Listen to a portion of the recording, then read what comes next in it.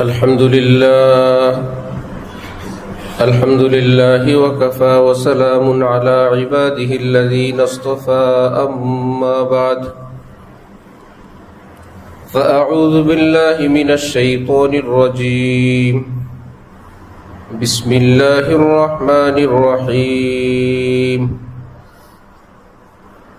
فأما من طغى وآثر الحياة الدنيا فإن الجحيم هي المأوى وأما من خاف مقام ربه ونهى النفس عن الهوى فإن الجنة هي المأوى صدق الله مولانا العظيم وقال رسول الله صلى الله تعالى عليه وسلم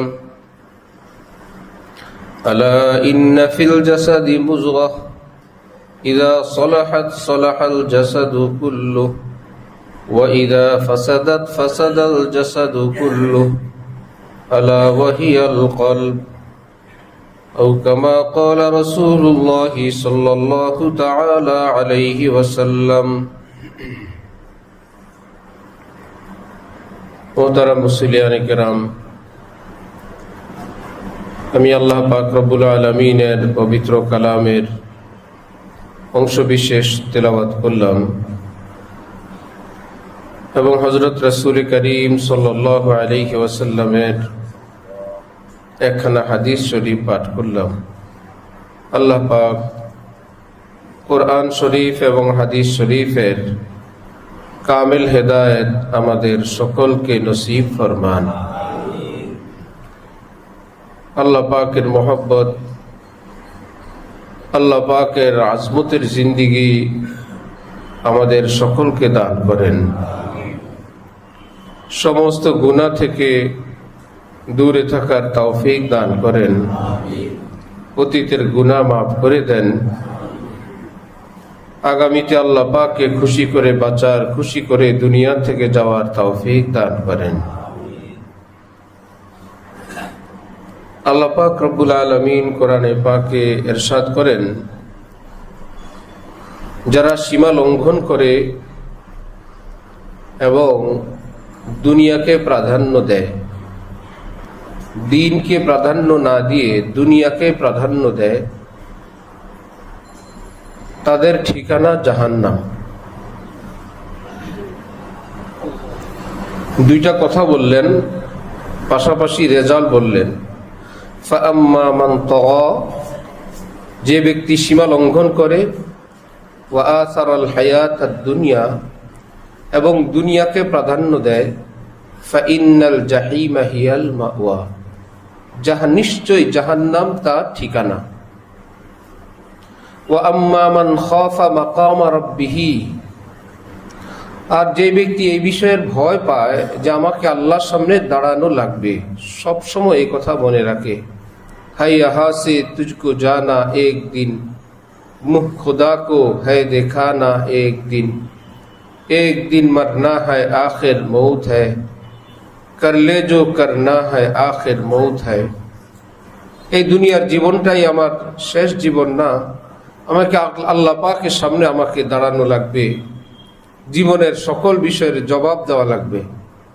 এ কথা মনে রাখে যে আমার আল্লাহর সামনে দাঁড়ানো লাগবে, হিসাব দিতে হবে। আমার এখানের বিষয়টা এখানেই চূড়ান্ত না, আজকের বেঁচে যাওয়াটা বেঁচে যাওয়া না, আজকে মুক্তি পাওয়াটা মুক্তি পাওয়া না, আজকের কারণ না জানাটা এটা চূড়ান্ত কারণ না জানা না। অপর আয়াত আল্লাহ পাক বলেন, আলাম ইয়ালাম বিআন্নাল্লাহা ইয়ারা, আমার বান্দা সে কি জানে না আমি তাকে দেখি? কেউ দেখে না, আমি দেখি, এটা কি সে জানে না? তাহলে আল্লাহ পাকের সামনে দাঁড়ানো লাগবে। এই বিষয়টা জীবনের সব ক্ষেত্রে যে ব্যক্তি মনে রাখে, ওয়ানাহান নাফসা আনিল হাওয়া, এবং তামাম খাহেসাত, নফসের হারাম চাহিদা থেকে নিজের অন্তরকে, নিজেকে বিরত রাখে, ফাইন্নাল জান্নাতা হিয়াল মাওয়া, নিশ্চয়ই জান্নাত তার ঠিকানা হবে। জাহান্নাম কার ঠিকানা সেটাও তিনি বললেন, জান্নাত কার ঠিকানা সেটাও তিনি বললেন। আমার ভাই, কোরআনে পাক তেলাওয়াতের পর কারি সাহেবরা তেলাওয়াতকারী কি বলেন? সাদাকাল্লাহুল আযীম, সাদাকাল্লাহু মাওলানাল আযীম। আমার আল্লাহ যা বলছেন সত্যি বলছেন। সাদাকাল্লাহ অর্থ আল্লাহ সত্য বলছেন। সাদাকাল্লাহু মাওলানাল আযীম, আমাদের মাওলা সত্যি বলছেন।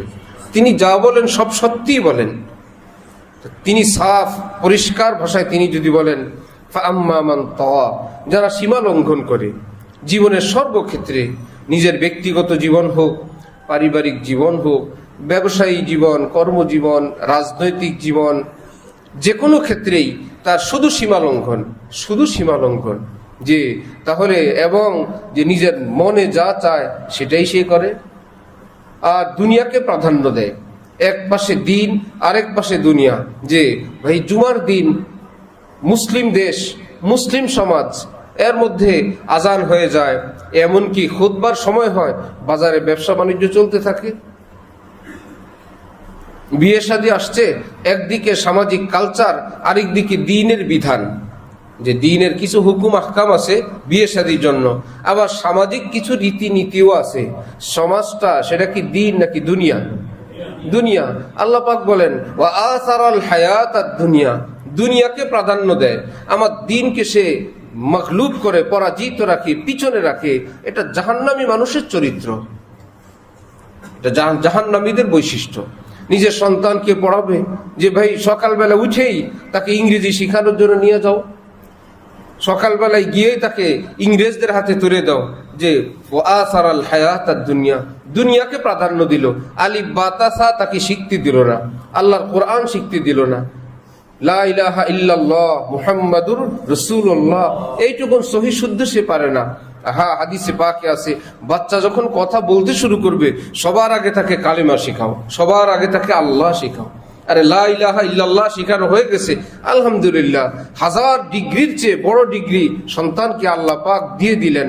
মা বাবার খুশি হওয়া, আমার সন্তান কালেমা পড়ে। এক সাহাবী তার সাথীরা বললেন, আপনি আপনার ছেলে মেয়েদের জন্য কিছু করেন? তিনি বললেন যে আমি তো সব করে গেছি, ধন দৌলত, বাড়ি গাড়ি, সেই সময়ের বাড়ি গাড়ি যা ছিল, ঘোড়াই তখন গাড়ি ইত্যাদি, জীবন চলার জন্য যা দরকার আমি সব করলাম। তারা বলেন যে আমরা তো দেখি কিছুই না, আপনি কি করলেন? বললেন যে কেন ভাই, হাদিস শরীফে আছে না যে সন্ধ্যাবেলায় সূরা ওয়াকিয়া পড়বে, দুনিয়ার জীবনে যত রকম রিজিক লাগবে আল্লাহ তার ব্যবস্থা করবেন। আমি আমার সন্তানদেরকে সূরা ওয়াকিয়া শিখায়, সন্ধ্যাবেলায় সূরা ওয়াকিয়া পড়ানোর আমল আমি তাদেরকে তাকিদ দিয়ে এটাও শিখিয়ে গেছি। এই জন্য আমার আর কোনো চিন্তা নাই, তাদের জন্য আল্লাহ যথেষ্ট। আমার আপনার না, ওয়াকিয়ার চেয়ে ইংরেজি জরুরি, ওয়াকিয়ার চেয়ে যে দুনিয়ার হারাম জীবন জরুরি। এতে করে যদি তার চরিত্র নষ্ট হয় তবুও তাকে সেই স্কুলেই দিতে হবে। আমি জানি সেখানে অন্যান্য ধর্মের ইত্যাদি ইত্যাদি পড়ানো হয়, সেখানেই দেওয়া লাগবে। আমি জানি সেখানের আশপাশ নষ্ট, গান্দা, বদচরিত্র, সন্ত্রাস, নেশা, কিন্তু সেখানেই আমার সন্তানকে দিতে হবে। কি ব্যাপার? ও আসারাল হায়াতাদ দুনিয়া, যে আমার দুনিয়া দরকার। আমার ভাই, দুনিয়া খুবই ক্ষণস্থায়ী, খুবই অল্প সময়ের। সেটাকে এত প্রাধান্য দেওয়া যে আল্লাহ দ্বীনকে জলাঞ্জলি দেওয়া, আল্লাহ দ্বীনকে পিছনে রাখা, এটা ভালো মানুষের লক্ষণ না। যে যেই জীবনে হোক ভাই, সমাজ বলে দাড়ি কাটো, বিবি বলে তোমাকে দাড়ি কাটলে স্মার্ট লাগে, আর দ্বীন বলে দাড়ি রাখা সুন্নত। এই সুন্নত কি সুন্নত না ওয়াজিব? এই মসজিদে এই বিষয়ে বারবার আলোচনা হয়েছে। দাড়ি রাখা ওয়াজিব। 4 মাযহাবে, হানাফি, শাফি, মালিকি, হাম্বলি, 4টা মাযহাব তো পৃথিবীতে। 4 মাযহাব, ইমামে আজম আবু হানিফা, হানাফি মাযহাবের ইমাম যিনি তাবিঈ ছিলেন, ইত্যাদি ইত্যাদি, একজন থেকে একজন বড় মানুষ, পুরা পৃথিবী যাদের এলমের সামনে মাথা নত করে। এবং এই যে আজকে আমাদের ফরজ, ওয়াজিব, সুন্নত, মুস্তাহাব, মাকরু, এই ইবাদতগুলোর এই বিন্যাস, এই সিরিয়াল, এই নাম আল্লাহ পাক বড় বড় মুজতাহিদ ইমামদের মাধ্যমে, ইমাম আবু হানিফার মতো ব্যক্তিদের মাধ্যমে রাখাইছেন। তাদের মর্যাদা কত! সে 4 মাযহাবে দাড়ি পুরুষের জন্য 1 মুষ্টি, নিজ হাতে 1 মুষ্টি পরিমাণ রাখা কি ওয়াজিব। সারা জীবন যে সুন্নত সুন্দর শুনলেন, যে তাহলে সেটাও ঠিক। সেই সুন্নত অর্থ হলো তরিকা, অর্থাৎ নবীর তরিকা। সুন্নতের এক অর্থ কি? তরিকা।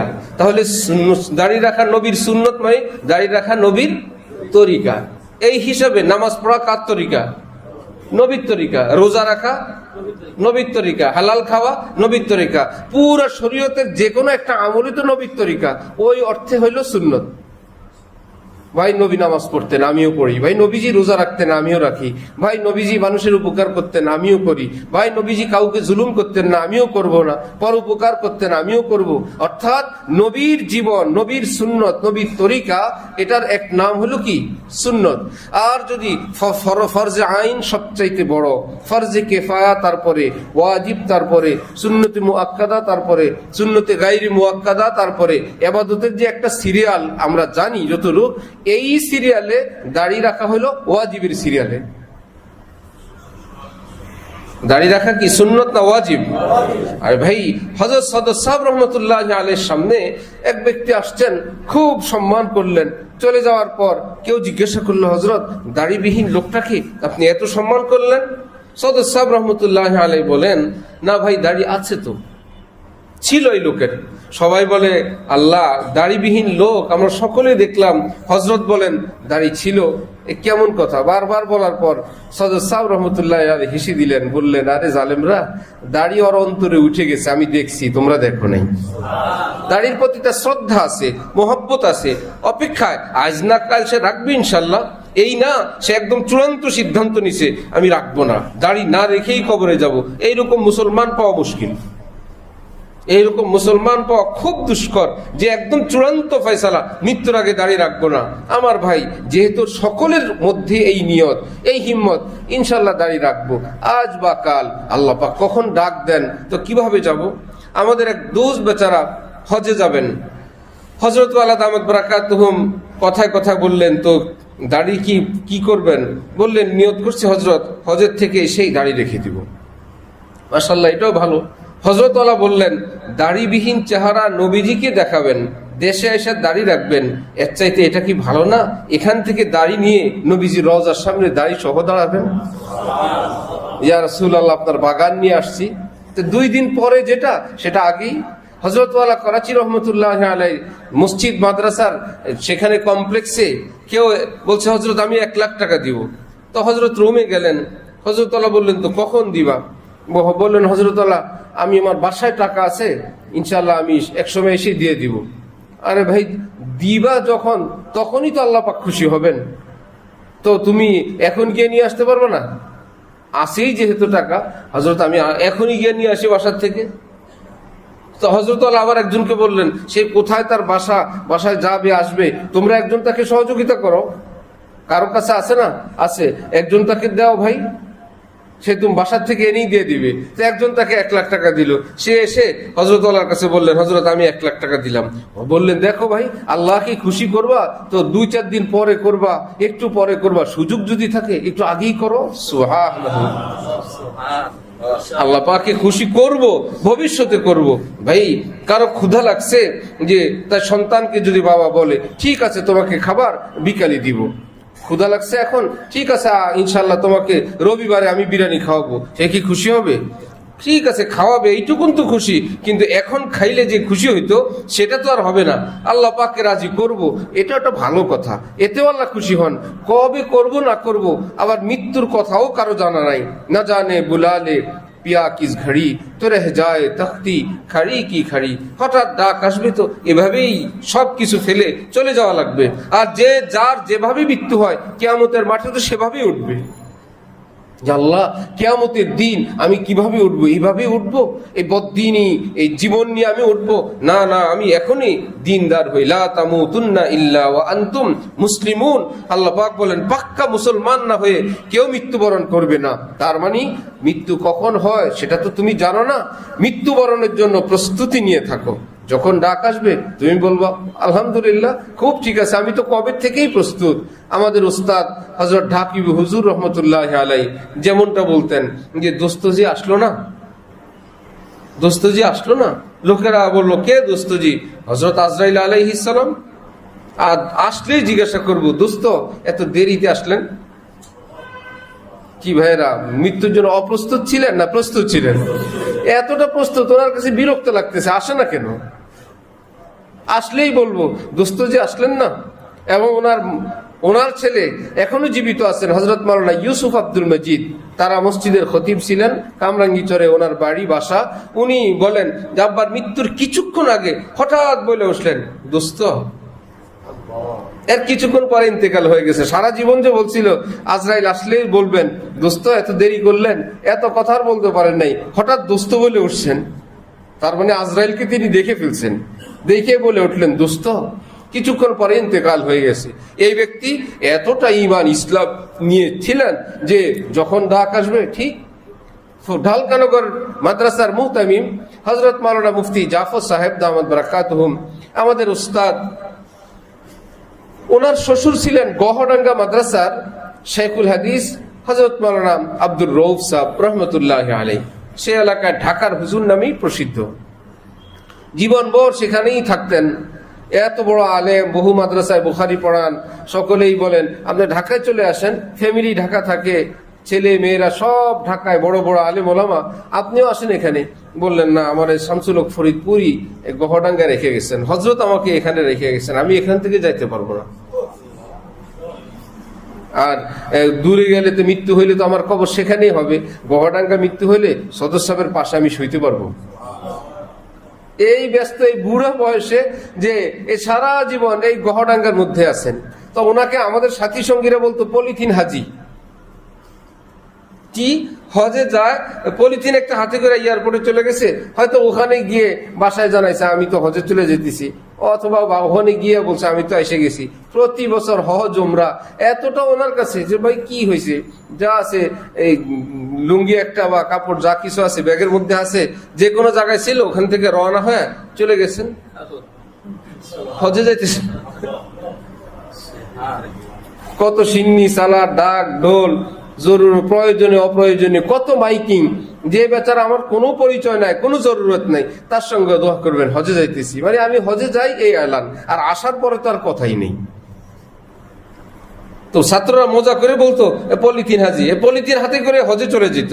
কি সাদা মাঠা জীবন। আর আমি সচক্ষে দেখলাম যে আমাদের হযরত আলা দামাত বারাকাতুহুম তৃতীয় তলা একটা বিল্ডিং এর এক পাশে থাকেন, ওনার বাসা ঢাকায়, ওই যে পরিবার ঢাকা থাকে, ওনার বাসা আরেক পাশে। রমজানের ভোর রাতে হযরত আলার বাসায় আমি সেহরি খাবারের জন্য খাবার আনতে গেলাম, গিয়ে দেখি বাসার বাইরে যেই জায়গাটা আমরা সিঁড়ির কোটা বলে দাঁড়ায়, ওই চৌকির মধ্যে একটা চাউলের বস্তার মতো কিছু একটা বিষয়ে উনি তাহাজ্জুদ পড়তেছেন। কি ব্যাপার, লম্বা তাহাজ্জুদ। ভাবলেন আমি কোরআন শরীফ তেলাওয়াত করব। বুড়া মানুষ, যে বাসার লোকদের আওয়াজে যদি সমস্যা হয়, আমি তাহাজ্জুদ পড়বো, আমি ঘরের বাইরে যাই। কোথায় যাবেন? শহরের মধ্যে এই সিঁড়িতে যেখানে আমরা দাঁড়ায় অপেক্ষা করি দরজা খোলার জন্য, এই জায়গায় ক্যাবলামুখী হয়ে আরামসে নামাজ পড়তেছেন। সাদা মাঠা জীবন কাকে বলে? ওই পলিথিনের সঙ্গে এই আমলের মিলও আছে না, যে পলিথিন হাজি নিয়ে হজে যেতে পারে, এইরকম একটা ছোট্ট নরমাল কাপড় চট একটা কিছু বিছায় নামাজও পড়তে পারেন। এদের জীবনে কোনো পাওনা দানার হিসাব নাই। কেউ বলতে পারবে না ওনার কাছে এত কোটি, না ব্যাংক পারবে, না দুনিয়ার কেউ পারবে, না কোনো বড় ব্যবসায়ী পারবে, না ছোট ব্যবসায়ী পারবে। সকলের কাছে ওনারা বরাবর, এতটা যে আজকে গেলেও যা, কালকে গেলেও তা। এক বুজুর্গ, ওনাকে প্রশ্ন করা হলো আপনাকে যদি জানানো হয় আগামীকাল আপনার মৃত্যু, আজকে আপনি কি আমল করবেন? বললেন আমি সবসময় যে আমল করি সেটাই করব। আমাদেরকে জানানো হইলে আমরা কি আগের আমল করব না পরিবর্তন করব? পরিবর্তন করব না। একদিন আছে, হ্যাঁ একদিন আছে, তাহলে তো আজকে আমরা একদম। তিনি বললেন আমি সবসময় যে আমল করি সে আমলই করব। প্রশ্ন করা হলো এইরকম একটা সংবাদ দেওয়ার পর আপনি সব সময় যে আমল সে আমল কেন করবেন? তিনি বলেন আমি বহু বছর থেকে প্রতিদিন মনে করি এটা আমার শেষ দিন, হয়তো আগামীকাল আমার মৃত্যু, হয়তো আগামী জুমা আমি আর পড়তে পারবো না।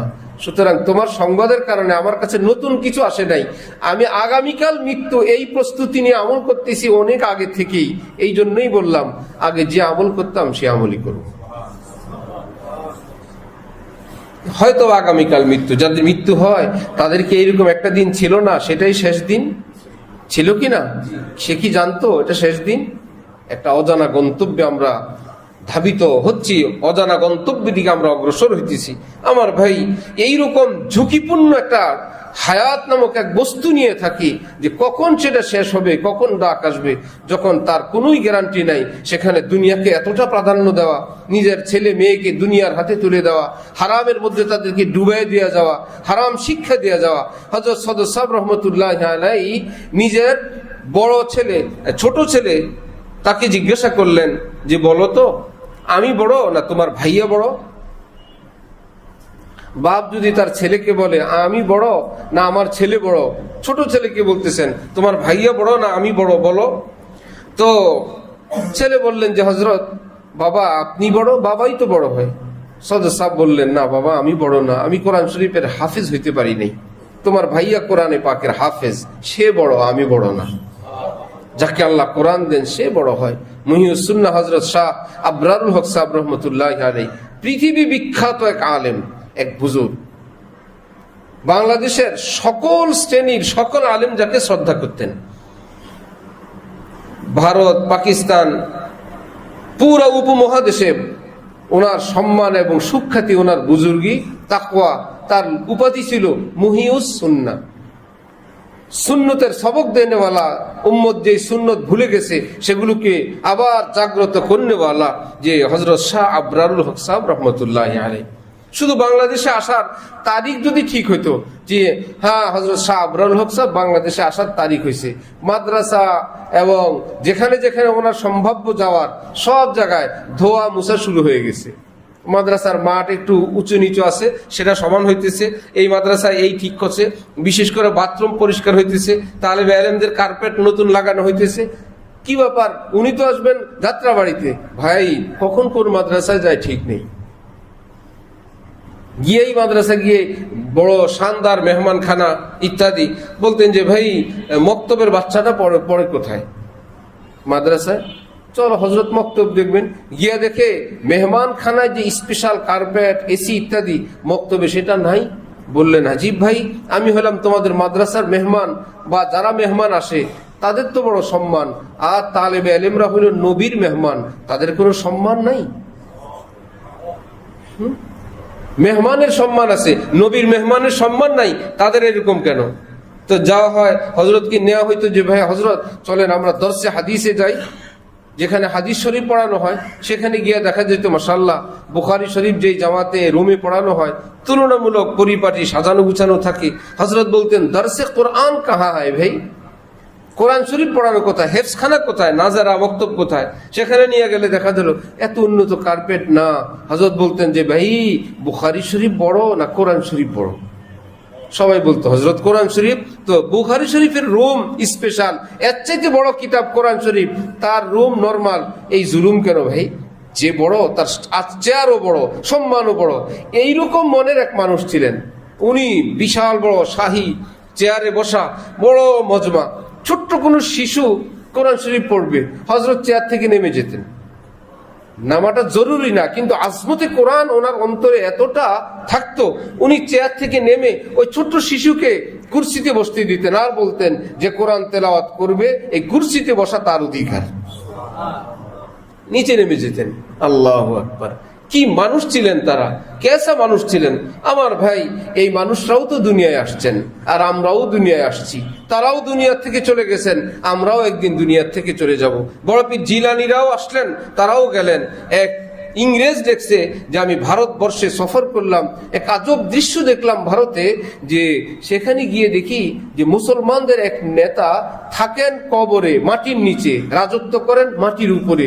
মুসলিমদের সেই লিডারের নাম খাজা মুঈনুদ্দিন চিশতি রহমতুল্লাহ আলাইহি। তিনি বলতেন যে ভাই খাজা মুঈনুদ্দিন চিশতি রহমতুল্লাহ আলাইহি।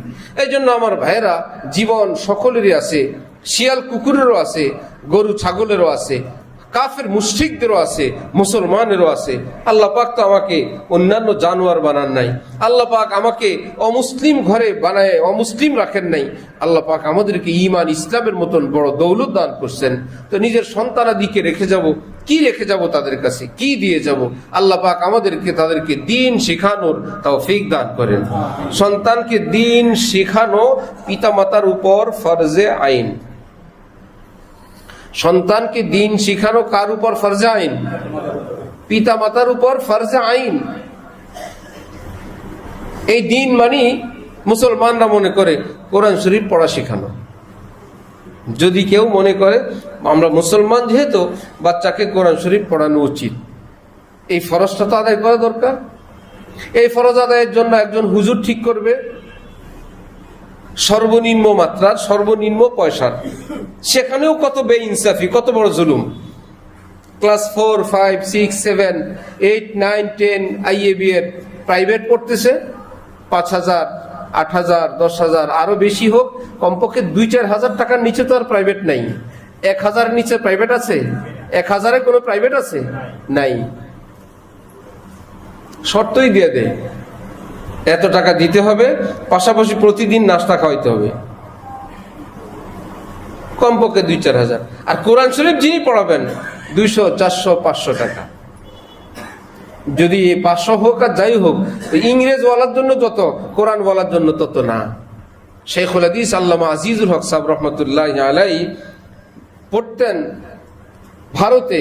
তো উনি বলতেন আমার এক ভাই পড়তো বিলাতে, লন্ডনে। আমার আব্বা ওই ভাইয়ের জন্য যত টাকা পাঠাইতেন তত টাকা আমার জন্য পাঠাইতেন। সে পড়বে ইংরেজ লাইনে, সে তার মতো পড়ুক, তুমি এই টাকা খরচ করো, সেভাবে খাও লও, সেভাবে কিতাব খরিদ করো, সেভাবে তুমিও বড় আলেম হও। তো আল্লাহ পাক বানাইছেন কি? শেখুল হাদিস আল্লামা আজিজুল হক। আর আমাদের মাদ্রাসায় এসে এমন আজব আজব খবর আপনারা শুনলে অবাক হবেন। আমার কাছে এসে বলে যে হুজুর এই ছেলেটাকে ফ্রি করে দেন, টাকা দিতে আমার অনেক কষ্ট, কারণ একটা ছেলে কলেজে পড়ে, ওকে মাসে 14,000 টাকা দিতে হয়। শুনতেছেন? একই বাবার সন্তান, একজন কলেজে পড়ে, ওর পিছনে মাসে 14,000 টাকা খরচ। সেই ব্যক্তি তার মতন, যেহেতু টাকা পয়সা কম, এই জন্য বলতেছেন এই ছেলেটাকে কি করে দেন? ফ্রি করে দেন। তো সে তো ফ্রি মাদ্রাসা খুঁজবে, এতিমখানা খুঁজবে, কোথায় নাম মাত্র কেবল মাদ্রাসা, পড়ালেখা থাক আর না থাক। এই ছেলে কি সেরকম আলেম হবে? আপনি তো ফ্রি মাদ্রাসা খুঁজতেছেন। আরেক ভদ্রলোক এসে বলে ভাইজান একটু টাকা পয়সা কমায় দেন মাদ্রাসায়। কেন? বাড়িতে বিল্ডিং এর কাজ ধরছি, দেশের বাড়িতে একটু বাড়ির কাজ ধরছি ভাইজান, টাকা। কি আজব, কি বোকা মানুষ। হ্যাঁ, ভিন্ন মানুষের সন্ধানও আমাদের কাছে আছে।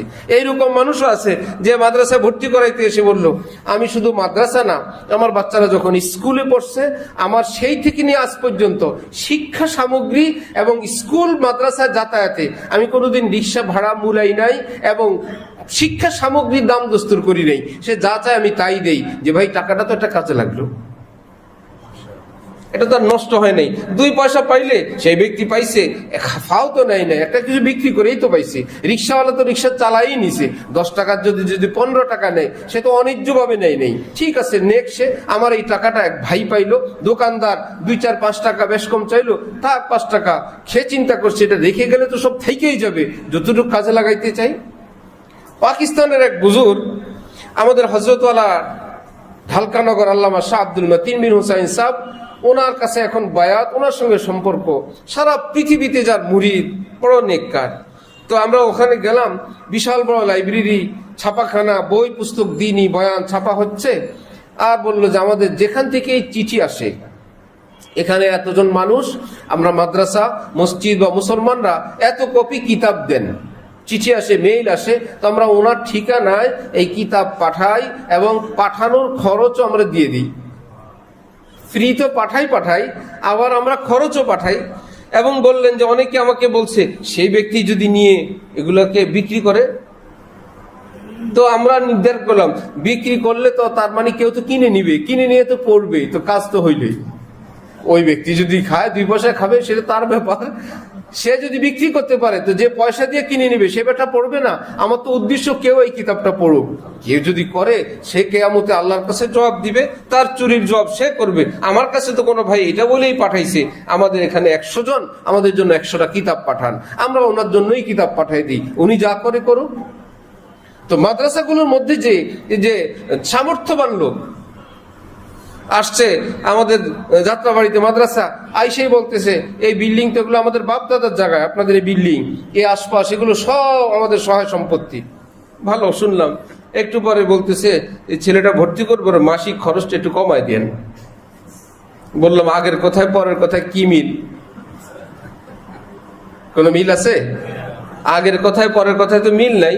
যদি আপনাদের সহায় সম্পত্তি হন তো আমাদের ভাড়াটা 50,000 টাকা কমায় দেন, যেহেতু এগুলো সবই আপনাদের। বলে না, এখন তার আমাদের নাই, ছিল বাপদাদাদের। তো কোথায় টাকা খরচ করতে হবে এটা তো জানা উচিত ভাই। দিনই কাজে কোথায় কম আছে, কোথায় কম পয়সার হুজুর আছে, কোথায় কম পয়সার অশুদ্ধ তেলাওয়াতওয়ালা আছে। নামমাত্র একজন হুজুর রাখলেন, হুজুর বললেন আপনার ছেলে তো কায়দা শেষ। আচ্ছা ভালো হুজুর। ওর আমপারা শেষ। আরো ভালো হুজুর, কোরআন শরীফ তো 3 খতম হয়ে গেছে। সব জায়গায় আপনার যাচাই বাছাই আছে, সব জায়গায় মাস্টার ভালো কিনা আছে, সে শিক্ষক হিসাবে কেমন সেটা আছে, কোন ভার্সিটিতে পড়ে সেটা জানার আপনার চোখ মেধা বুদ্ধি আছে। যিনি কোরআন পড়াবেন তার ব্যাপারে আপনার কোনো খোঁজ খবর নিতে হবে না এবং তার সম্মান করতে হবে না। কি ব্যাপার?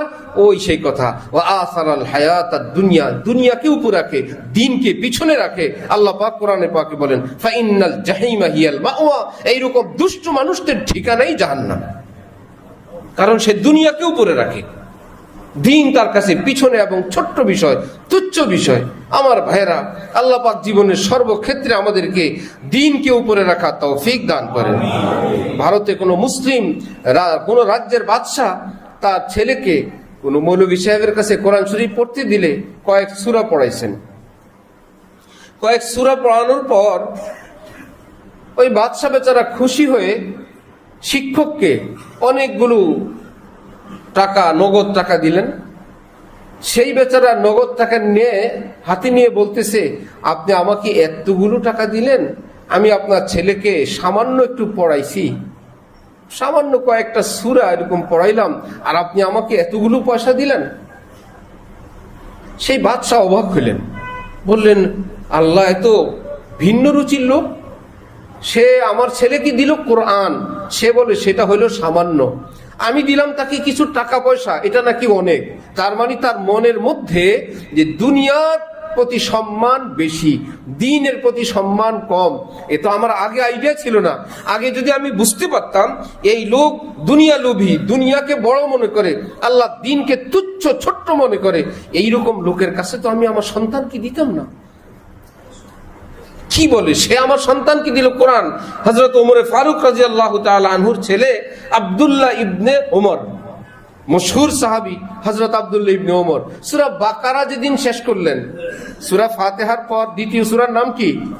সূরা বাকারা। এই সূরা বাকারা যেদিন শেষ করলেন, অনেকগুলো উট জবাই করে খুশির চোটে হযরত ওমর খাওয়াইছেন। আলহামদুলিল্লাহ, আমার আব্দুল্লাহ সূরা বাকারা শেষ করে ফেলছে। আমার ভাইয়েরা, যে নিজের সন্তানকে কোথায় একটা নিচু মানের মাদ্রাসা, একটা ভাঙ্গাচোরা মাদ্রাসা, এবং আরেক শর্ত হলো মাদ্রাসা দিবে ঘরের কাছে যে মাদ্রাসা আছে, সেটা পড়া হোক আর না হোক। এমন এমন প্রতিষ্ঠান যে কি আর বলা। এক বেচারা তার 2টাই ছেলে নিয়ে আসছে আমার কাছে, ভর্তি করার সময় বললো কোন এক জায়গায় এক মাদ্রাসায় পড়ছে, এবং হুজুর বলছে আলেম হইতে আর 2 বছর বাকি আছে, এখন সে ওই ক্লাসেই ভর্তি হইতে হবে। পরীক্ষা নিয়ে দেখা গেল সে ওই ক্লাসের ভর্তির যোগ্য না, বেশ তাকে নিচে নামায় দেওয়া হইলো, আরো অনেক নিচে। সপ্তাহ 10 দিনের মধ্যে ক্লাসের শিক্ষকরা বললেন এই ক্লাসেও সে পড়ার যোগ্য না, যে এই যে ভর্তি হইতে আসছে তাকে যদি আপনি 4-এ দেন, অনেক নিচে আসলো না। মাস্টার সাহেবরা যদি বলে সে 4-এও পারবে না, 3 বললো না 2-তে দিলে ভালো হয়। কি মুশকিল। ঠিক আছে দেন 2-তে। 1 মাসের মধ্যে খবর আসলো 2-তে পারবে না, তার একদম ফাউন্ডেশন বলতে কিচ্ছু নাই, 1 থেকেই পড়তে হবে। যে ছেলেটা এরকম পড়ে আসে, শিক্ষকরা তো অমানুষ না, জালেম না, সেই বয়স তার সব কিছু বিবেচনা করে যতটুকুন সম্ভব রেয়ায়েত করে তো তাকে আগায় দিতে চায়, যে ভাই এতগুলো বছর কোন রকমও যদি পারে চলো চলে যাক, এখন আর পিছনে যাওয়ার টাইম নাই ইত্যাদি। বলতেছেন যে কিছুই নাই পুঁজি, শুধু বছর পার আর বছর পার, বছর পার আর টাকা পয়সার লেনদেন ইত্যাদি। এই জন্য আমার ভাই, কোরআন শরীফ সন্তানকে পড়তে দিবেন, কার কাছে দিবেন সেটাও দেখেন, এবং তাকে যথাযথ সম্মানও করেন, যে সে নেককার মুত্তাকি হয়। আর অনেক ভাইরা আরো ভুল করেন, নিজের উপযুক্ত মেয়ে যার পর্দা ফরজ তাকে হুজুরের কাছে পড়তে দেন। এটা কি জায়েজ না হারাম? হারাম, ভয়ঙ্কর হারাম। ভাই হুজুর অনেকে আবার এই গ্রামে গ্রামে বাড়িতে বাড়িতে ফতোয়া আছে, ওস্তাদের সঙ্গে পর্দা নাই। হুজুর তো ওস্তাদ, পড়ালেখার জন্য কি থাকে না, পর্দা থাকে না। এ তো সাধারণ লোক না, তিনি যেহেতু হুজুর এবং যেহেতু ওস্তাদ, আর ওনার সঙ্গে পর্দা করার কোনো বিধান নাই। আরেক বিপদ হলো যে মাস্টার পুরুষ ছেলেই আসে ঘরে আপনার ছেলেকে পড়ানোর জন্য, ওটা তো ঠিক আছে, কিন্তু আপনার ওয়াইফ আবার মাস্টার সাহেবের সঙ্গে খুব দেখা সাক্ষাৎ করে, যেহেতু আমার ছেলের মাস্টার, যেহেতু আমার মেয়ের মাস্টার। এগুলো কি শুধু মাকরু হয়, উত্তম বর্জন হয় না ফরজ বর্জন হয়? ফরজ বর্জন হয়। ঘরের মধ্যে হারাম আর হারাম গুনাহ চলতে থাকে। তার মানে এইরকম মহিলা ঘরে আসা, যার সঙ্গে আপনার এই পর্দা করা দরকার, আপনার পর্দা করতে হবে। পুরুষ আসলে আপনার ঘরের মানুষের পর্দা করতে হবে। মেয়েকে পড়ানোর জন্য কোনো হুজুর, কোনো উপযুক্ত শিক্ষক যে পড়ায় সে তো উপযুক্তই হয়। আর পর্দা ফরজ হয় বালেগ হওয়ার পরে না, বালেগ হওয়ার আগে। নারী এবং পুরুষের পর্দা ফরজ হয় কি বালেগ হওয়ার পরের আগে?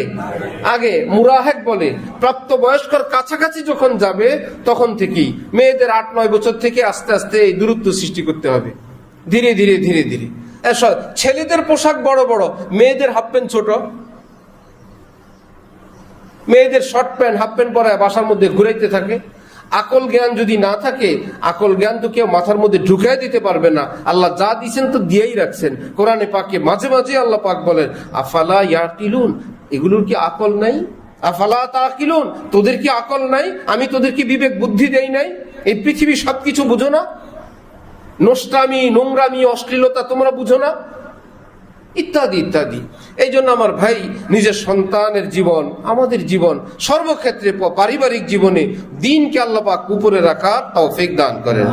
আল্লাহ পাক রব্বুল আলামিন কোরআনে পাকের ইরশাদ করেন ফাআম্মা মান তাগা, যারা সীমা লঙ্ঘন করে। সীমা লঙ্ঘন তো সীমা লঙ্ঘন। আমাদের দেশের কেউ রাজনীতি করতে গেলে মনে হয় এই ব্যক্তির জন্য মুসলমান থাকা নিষেধ, রাজনীতি করার জন্য মুসলমান থাকা নিষেধ। যেহেতু এখন তিনি লিডার হয়ে গেছেন, এখন যে আলহামদুলিল্লাহ বলা, ইনশাআল্লাহ বলা, অথবা কোন কাজটা করা যাবে, কোন কথাটা বলা যাবে যাবে না, এই সমস্ত বিধি নিষেধ এগুলো তো নেতাদের জন্য না, এগুলো সাধারণ গরিব মানুষদের, হুজুরদের। আমরা তো লিডার, আমরা আমাদের লক্ষ্য থাকবে আমেরিকা খুশি আছে তো, ভারত খুশি আছে তো, চীন রাশিয়া খুশি আছে তো, কারা কাদের ইশারায় এইবারের ক্ষমতা হবে হবে না, সেই ভদ্রলোকদেরকে খুশি করে কথা। ও বুঝা গেল সে কি দিনকে উপরে রাখলো না দুনিয়াকে উপরে রাখলো? দুনিয়াকে উপরে রাখলো এবং সীমা লঙ্ঘন করলো। রব্বুল আলামিন বলেন আসো, ঠিকানা তো দুইটা আমি প্রস্তুত করে রাখছি। সেজদাওয়ালাদের ঠিকানাও আছে, সেজদা বর্জনকারীদের ঠিকানাও আছে। কালমাওয়ালাদের ঠিকানাও আছে, কালমা বর্জনকারীর ঠিকানাও আছে। আমার হুকুম মান্যওয়ালাদের ঠিকানাও আছে, অমান্যকারীদের ঠিকানাও আছে। ঠিকানা কি একটা না দুইটা? দুইটাকে এক আল্লাহ তো বানাইছেন, নাকি আলাদা খোদা আছে? তিনিই বানাইছেন যে হ্যাঁ, কারো জন্য জান্নাত, কারো জন্য জাহান্নাম। সে কারা সেটা তিনিই ব্যাখ্যা করতেছেন। ফাআম্মা মান তাগা, সীমা লঙ্ঘনকারীদের এবং দুনিয়াকে যারা সর্বক্ষেত্রে উপরে রাখে তাদের ঠিকানা জাহান্নাম।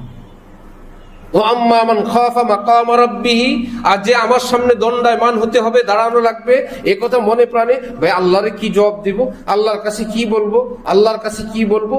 ভদ্র ফ্যামিলির ছেলেরা যাই, আমার বাবাকে আমি কি বলবো, আমার মায়ের কাছে কি উত্তর দিব?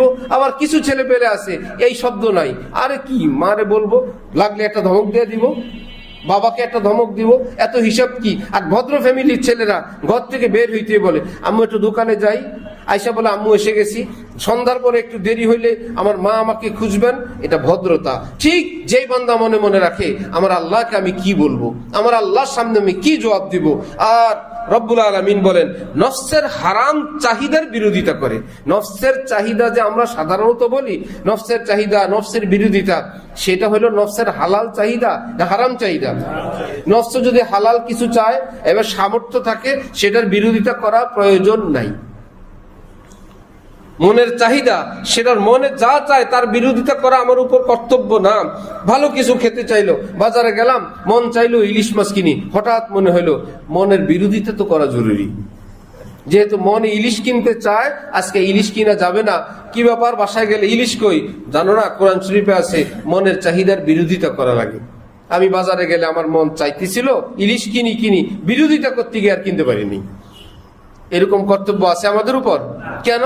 সেটা হালাল জিনিস, সামর্থ্য আছে, হালাল আছে, এখানে নফসের সঙ্গে বিরোধিতা করা লাগবে না।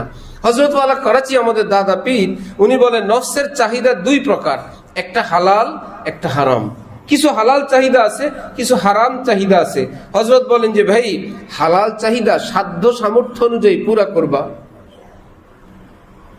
এত করে নফস কন্ট্রোলে থাকবে যে আমার সব চাহিদা সে ঠকায় না, কিছু দেয় কিছু দেয় না। যেই ছেলে পেলেকে মা বাবা কোনো টাকাই হাতে দেয় না, শেষে সে মনে করে যে কি আর করা, বাবার পকেট থেকে কিছু তো নেওয়া লাগে। যে স্ত্রীকে জীবনে কোনো টাকাই দেয় না, সেই বেচারির কোনো খরচ আছে না? সেই বেচারা এটা ব্যবস্থা করে নেয় যে দেয় না তো আমি কি করব। আমাদের কাছে মাসালা আসে এইরকম টাকা নেওয়া জায়েজ আছে কিনা। আমাদের কাছে অনেক রকমের তথ্য আছে সমাজের, যে কোনো টাকা দেয় না। এখন এই টাকা স্বামীর পকেট থেকে নেওয়া জায়েজ আছে কিনা? ভাই, স্বামীর পকেট থেকে টাকা কেমনে নেওয়া জায়েজ হবে? চুরি করা তো জায়েজ নেই। কিন্তু তারা মনে করেন যে আমাকে দেয় না, তা আমি নিব না, কি করব? তো বোঝা গেল কিছু দেওয়া উচিত। ভাই, তার এরকম জরুরত আছে, যেমন কি কিছু দান করতে চায়, বিশেষ করে তার বোন হোক, ভাই হোক, বাবা হোক, বা তাদের সন্তানরা হোক, এইরকম কেউ যখন আসে, খালামণি পরীক্ষা দোয়া চাই, বা খালামণি ঈদ বকশিস, ফুফু ঈদ বকশিস, ওই পার্টিকে কিছু দেওয়া লাগে না? কোত্থেকে দিবে? তার হাতে তো কোনো ক্যাশ নাই, স্বামী বলে দিছে যা লাগবে সব, টাকা দেওয়া যাবে না। ভাই, সেও তো একজন মানুষ, এই সমাজেই বাস করেন, তাকে তো কিছু দেওয়া চাই। না দেওয়ার কারণে কি হয়? আমাদের কাছে মাসালা আসে, স্বামীর পকেট কাটা জায়েজ আছে কি না।